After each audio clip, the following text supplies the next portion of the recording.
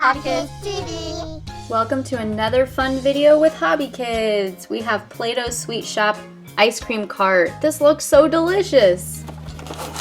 This set comes with the ice cream cart, a roller that you can use as the handle, 2 popsicle sticks, serving cup with a serving spoon, 2 ice cream cones, an extruder, ice cream scoop, and popsicle mold. It comes with 2 cans of Play-Doh ice cream and also 1 can of Play-Doh Plus for the whipped cream. I'm the ice creamer, and I want you to make me an ice cream cone. Strawberry flavor, please.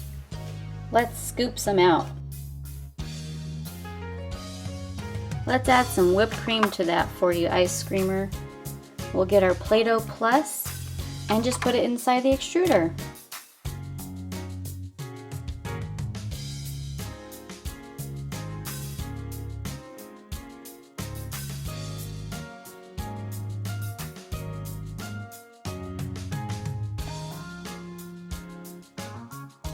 That's where the whipped cream is going to come out of. So let's put our ice cream cone right inside the cart. I scream, you scream, we all scream for ice cream.